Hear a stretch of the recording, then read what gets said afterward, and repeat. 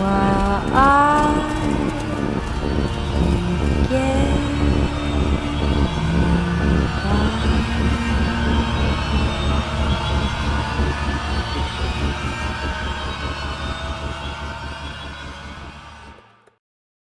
To understand the doctrine of unrestricted warfare, it is necessary to look at recent revolutions in military thinking, and how they differ from the development of weapons and tactics throughout history. This new doctrine was developed because opponents of the United States faced major disadvantages on a battlefield dominated by technology. The combat decisiveness of advanced weapons has driven armies to engage in a new concept in military strategy, the technological arms race, to keep up. The difficulty in competing with the US head-to-head in such a race has necessitated the invention of new ways of thinking about war.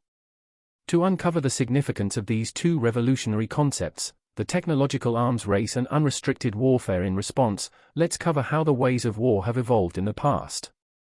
Historically, technology has always driven changes in how armies fight. Advances in tactics grew out of advancements in weapons. Advancements in weapons were always in pursuit of more destructive power. But even as technology advanced, tactics only changed when new weapons could be integrated with existing weapons to create new systems that offered a decisive advantage. To conceptualize this, think of how advances in highly accurate small arms optics, like rifle scopes and red dot optics, only became useful when combined with existing infantry weapons. Alone, scopes were just magnifiers and reflex sights were just holographic toys, but combined with modern small arms, they created a much more lethal rifleman. You can also see how aircraft, while miraculous in the World War I era, failed to truly revolutionize warfare until technology was developed to allow integration with older weapons, in this case, binding aircraft with high explosive shells, previously restricted to use by artillery, through targeting technology that allowed accurate bombardment from the sky. In this way, ancient legacy weapons combine with leading-edge technology to constantly evolve conditions and accompanying tactics on the battlefield. Historically, new tech has always driven the ways of war, but new tactics were never developed before the arrival of the weapons systems that necessitated them. No cavalry tactics were developed before the domestication of the horse, no artillery doctrine before the invention of the cannon. This approach makes sense. You can only fight with the weapons you have. This basic wisdom holds true today for most, but not for all. People's Liberation Army colonels Qiao Liang and Wang Xiangsui contend that America initiated one of the most significant revolutions in the history of warfare by inverting this thinking. With its enormous military-industrial complex and material wealth, America can now imagine how it wants to fight before building the weapons systems needed to do so. The colonels cite combined ground-air warfare as the first example of this concept. The utility of air power, in close coordination with ground troops, was recognized first.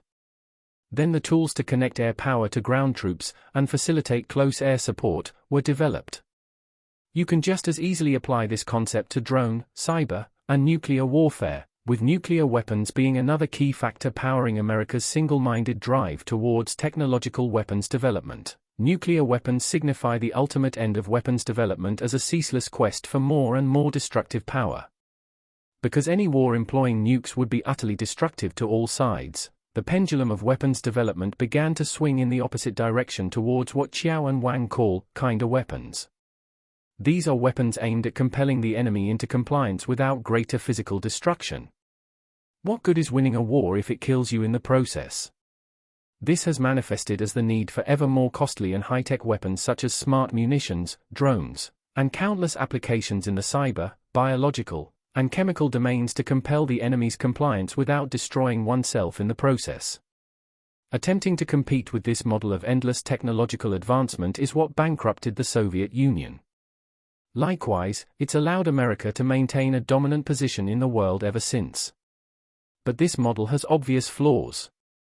Continuously developing more advanced weapons for theoretical tactics, themselves based on untried technology, means both your tactics and your weapons are untested in battle. The US military is well aware of this. Arguably, America instigates a constant state of low-intensity and proxy warfare around the world to, in part, test their systems and fill in the gaps. That's a subject worthy of its own treatment.